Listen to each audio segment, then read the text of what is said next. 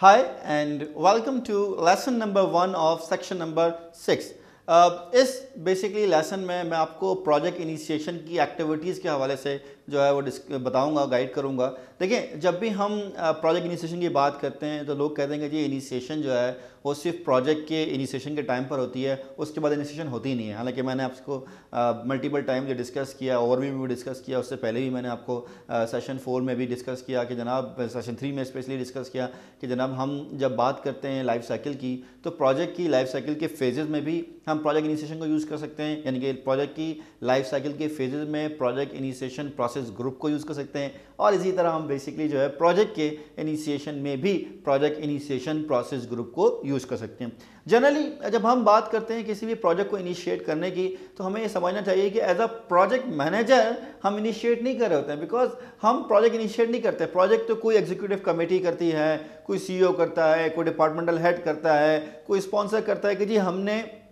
ये प्रोजेक्ट करना है। तो जो डिसीजन है प्रोजेक्ट को स्टार्ट करने का, वो डिसीजन हमारा नहीं है। अगर मैं एज अ प्रोजेक्ट मैनेजर हूं या आप एज अ प्रोजेक्ट मैनेजर हैं, आप तो उस डिसीजन के अफेक्टी हैं, ठीक है। आपने तो उस डिसीजन की बेस पे आपको सेलेक्ट किया जाएगा कि जनाब हमने ये प्रोजेक्ट सेलेक्ट किया और आपको सेलेक्ट किया और आप इस प्रोजेक्ट को जो है वो डिलीवर करा के देंगे। तो जनरली जो लोग सेलेक्ट कर रहे होते हैं या जो सिलेक्शन की जनरल एक्टिविटीज़ हैं, उसमें हम ये कहते हैं कि पहले हम ये नहीं देखते कि प्रोजेक्ट का स्कोप क्या है, पहले हम ये नहीं देखते कि प्रोजेक्ट की कॉस्ट क्या है। हम जनरली, ऑल्दो जो मैं इससे बता रहा हूँ वो ज़रूरी नहीं है कि आप उसी सीक्वेंस में फॉलो करें, लेकिन एक जनरल बात ये है कि हम पहले ये देखते हैं कि हमें जो प्रोजेक्ट करना है या जो हमें प्रोजेक्ट की रिक्वेस्ट आई है, ऑल्दो मैं नेक्स्ट जो हम वीडियो है उसमें बता रहा हूँ कि प्रोजेक्ट की रिक्वेस्ट कैसे आती है, लेकिन जो हमें प्रोजेक्ट की रिक्वेस्ट आई है वो जो है हमें किस तरफ से आई है। यानी कि मैं इसको अगर जनरल टर्मिनोलॉजी की बात करूँ या पीएमआई की टर्मिनोलॉजी की बात करूँ, तो पीएमआई कहता है एंटरप्राइज एनवायरमेंटल फैक्टर। अगर मुझे कोई कहता है असद आपने एक प्रोजेक्ट की ट्रेनिंग करानी है, प्रोजेक्ट मैनेजमेंट की, वो कोई गवर्नमेंट ऑर्गेनाइजेशन होती है, तो जनरली मैं इसको टर्न डाउन कर देता हूँ, क्योंकि मुझे पता है गवर्नमेंट में जाना, उसको लेना, फिर उनको प्रोसेस करना, फिर 3-4 महीने वेट करना, फिर ट्रेनिंग कराना, फिर 4 महीने उसके पैसे के लिए वेट करना, और अगर ज़्यादा गवर्नमेंट है तो लेने के लिए पैसे देना और पैसे निकालने के लिए पैसे देना। इससे बेहतर है कि बंदा प्राइवेट सेक्टर में काम कर ले। इसी तरह मुझे एक ट्रेनिंग की ऑफर आई थी ईरान की, थोड़ा सा झिझकते झिझकते आई वेंट देयर, अल्हम्दुलिल्लाह it was one of the good experience. First करें मुझे कोई ट्रेनिंग आती है कि यार आप जाके अफगानिस्तान में या इराक में जाकर ट्रेनिंग कराएं, तो probably I would not go कि यार ठीक है, बट इतना जो है वो मुझे रिस्क लेने की ज़रूरत नहीं है। सो जब भी हम किसी प्रोजेक्ट की रिक्वेस्ट की बात करते हैं तो आई वुड से द पहला स्टेप जो है उसका वो ये है कि मैं इस इन्वायरमेंट को देखूं कि मुझे किस इन्वायरमेंट में प्रोजेक्ट करना है, प्रोजेक्ट की जो है वो इंडस्ट्री कौन सी है, किस हिसाब से करना है। देन जो सेकंड स्टेप है वो ये है कि मैं ये देखूं कि हमारी अपनी स्ट्रेंथ क्या है। जैसे हम पीएमआई की टर्मिनोलॉजी में बात करेंगे, ऑर्गेनाइजेशनल प्रोसेस एसेट, कि हम ये प्रोजेक्ट पहले कर चुके हैं या नहीं कर चुके हैं, हमारी स्ट्रेंथ क्या है, हमारी प्रीवियस लर्निंग क्या है, अगर हमने ये पहले प्रोजेक्ट किया था तो किस टाइम में, किस कॉस्ट में किया था, क्या हमारे रिस्क थे, इश्यूज थे। तो स्टेप 1 कि हम ये देखते हैं एनवायरनमेंट क्या है। स्टेप नंबर 2 हम ये देखते हैं कि हमारे प्रोजेक्ट में जो हमें मिला है या जो रिक्वेस्ट आई है उसमें हमारी ऑर्गेनाइजेशनल प्रोसेस एसेट क्या है। नंबर 3 आई वुड से कि हम ये कहते हैं कि हम उस प्रोजेक्ट के स्कोप को या उसके ऑब्जेक्टिव्स को हम रिव्यू करते हैं। और जाहिर सी बात है, मैं उसके स्कोप का ये नहीं कह रहा कि उसकी निटी-ग्रिटीज़ को मैं देख रहा हूँ, मैं ये बेसिकली देखना चाह रहा हूँ कि मैं उससे ऑर्गेनाइजेशन अचीव क्या करना चाह रही है। Again I am not talking about कि जनाब उससे अगर मैं 10 किलोमीटर का जो है वो या 2 किलोमीटर का जो है एक ब्रिज बना लूँगा, या मैं जो है एक सॉफ्टवेयर बना लूँगा, या मैं एक ERP सिस्टम लगा लूँगा, या मैं को बैंकिंग सिस्टम लगा लूँगा, या मैं अपग्रेडेशन कर दूँगा, या मैं डैम बना लूँगा। I am not going into this detail. Why? Because I want to see what is the objective behind this scope. तो मेरा जो थर्ड जो स्टेप है जो मैं समझता हूँ वो ये है कि जो भी एक एग्जीक्यूटिव कमेटी है जिनसे अक्सर मेरी बात होती रही है, सीनियर मैनेजमेंट से जब बात करता हूँ तो मेरा उनसे सवाल होता है कि जी आप प्रोजेक्ट में क्या देख रहे होते हैं, मतलब व्हाट इज़ योर। तो वो कहते हैं यार स्कोप हमारा कंसर्न नहीं है, हमारा कंसर्न ये है कि ये हमारे बिजनेस ऑब्जेक्टिव्स को कितना इम्पैक्ट करेगा, या हम इससे कितना जो है वो फ़ायदा ले रहे होंगे, या इसका हमारा ROI क्या होगा।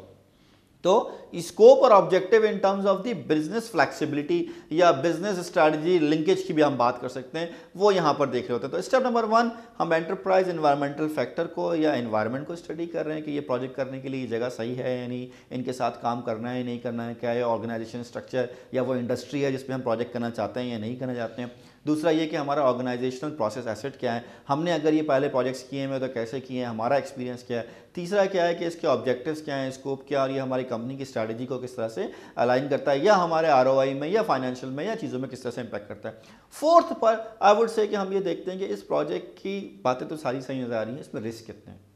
इसमें करंटली इन हैंड इश्यूज़ कितने हैं। तो हम ये देखते हैं कि जी हमारे इस प्रोजेक्ट के रिस्क क्या हैं, इश्यूज़ क्या हैं। अगर हमें कोई कॉन्स्ट्रेंट्स हैं, लेट्स सपोज मुझे एक प्रोजेक्ट मिला था, उसने कहा साहब आपने ये प्रोजेक्ट करना है और आपको जो इस प्रोजेक्ट करने के बाद जो है आपने मई 2015 में डिलीवरी देनी है, अगर आपने डिलीवरी दी तो आपको ये पैसे मिलेंगे, नहीं तो नहीं मिलेंगे। सो कॉन्स्टेंट डिफाइन हो गया। अच्छा, जब कॉन्स्टेंट डिफाइन हुआ तो मैंने देखना है कि जी कॉन्स्टेंट में उसको किस तरह से इस कॉन्स्टेंट में बाइंड कर सकते हैं। तो हम क्या करेंगे, हम बेसिकली ये कहते हैं कि हम फोर्थ लेवल पर प्रोजेक्ट के रिस्क को, अजम्पशंस को, कॉन्स्टेंट्स को रिव्यू कर लेते हैं कि क्या है क्या नहीं है।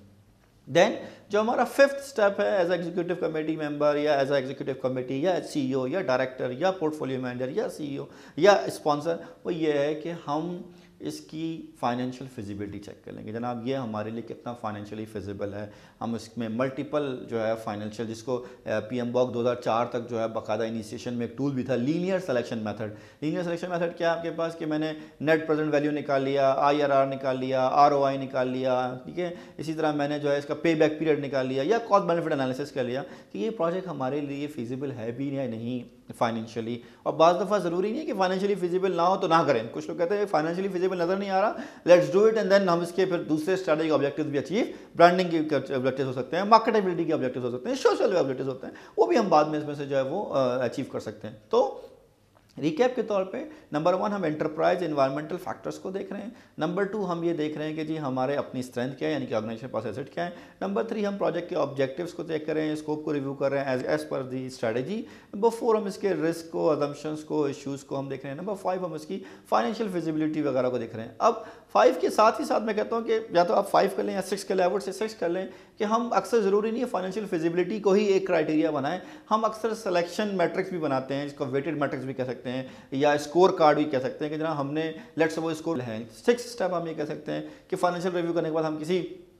वेटेड सिलेक्शन मैट्रिक्स में भी इसको यूज़ कर सकते हैं। अगर हमारे सारे स्ट्रेंथ के बाद हमें लगता है कि ये प्रोजेक्ट हमारे लिए फिजिबल है या हमें ये करना चाहिए, सो आई वुड से कि सेलेक्ट प्रोजेक्ट मैनेजर कि जो इस प्रोजेक्ट को करेगा। ऑल्दो हो सकता है कि कोई ना कोई रिसोर्स इस पूरे टाइम में आपको इस पूरे काम में हेल्प करी हो, लेकिन आप एक प्रोजेक्ट को एज अ प्रोजेक्ट मैनेजर के तौर पर आइडेंटिफाई करते हैं। फिर आप उसको एक प्रोजेक्ट चार्टर अवार्ड करते हैं, जिसका मतलब ये है कि जनाब हमने जो है ये प्रोजेक्ट आपको दिया है, you are the project manager. Basically मैं कहता हूँ कि मेरा जो टर्मिनोलॉजी है वो ये है कि project charter is an appointment letter of a project manager. तो हम उसको दे देते हैं और फिर जब प्रोजेक्ट मैनेजर को अपॉइंटमेंट लेटर मिल जाता है तो ये सारी एक्टिविटीज जाहिर सी बात है प्रोजेक्ट मैनेजर तो कर ही नहीं रहा, या अगर प्रोजेक्ट मैनेजर कर रहा है तो वो प्रोजेक्ट मैनेजर के रोल में परफॉर्म नहीं कर रहा। हो सकता है वो बिजनेस एनालिस्ट हो, टेक्निकल एक्सपर्ट हो, एडवाइजर हो, बॉस का चहीता हो, लेकिन वो प्रोजेक्ट मैनेजर नहीं है। प्रोजेक्ट मैनेजर उस वक्त है जब उसको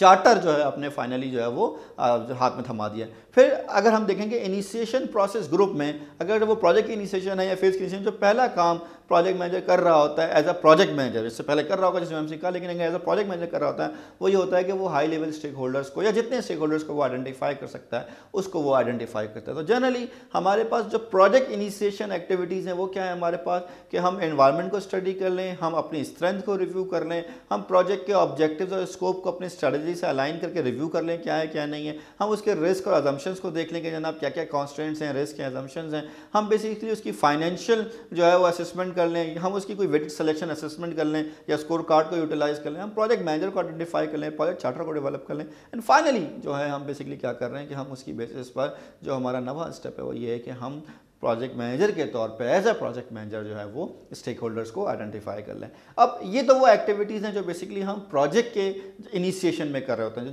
जो मैंने आपको एक्टिविटीज़ बताई जो कि इनिशिएशन प्रोसेस ग्रुप की एक्टिविटीज़ हैं, ये वो एक्टिविटीज़ हैं जो हम प्रोजेक्ट इनिशिएशन के तौर पे कर रहे हैं। अगर फर्स्ट करें मेरा प्रोजेक्ट की लाइफ साइकिल में 10 फेजेस हैं, लेट्स सपोज मैं कहता हूँ छठे फेज की इनिशिएशन करनी है, तो क्या आप उसमें एंटरप्राइज एनवायरमेंटल फैक्टर देखेंगे? क्या आप उसके अंदर ऑर्गेनाइजेशन प्रोसेस सेट को रिव्यू करेंगे? क्या आप अपने स्कोप को स्टडी से या ऑब्जेक्टिव को स्टडी से रिव्यू करेंगे? ऑफ कोर्स नहीं करेंगे। तो आपने करना है क्या है, आपने इनिशिएशन ऑफ अ फेज के केस में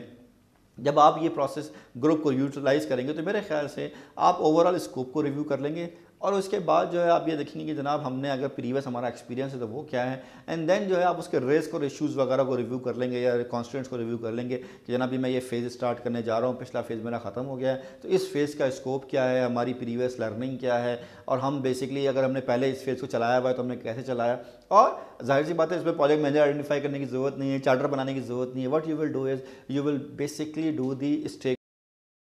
अगर हम जनरल बात करें कि जनाब हम इनिशिएशन ऑफ अ फेज़ में प्रोजेक्ट इनिशिएशन प्रोसेस ग्रुप का कैसे फ़ायदा लेते हैं, तो हम यहाँ पर बेसिकली अपनी स्ट्रेंथ को प्रीवियस रिकॉर्ड को देख लेते हैं कि हमने प्रीवियसली इस फेज़ के स्कोप को कैसे कंप्लीट किया था, इसके रिस्क और इश्यूज़ हमारे पास क्या आए थे,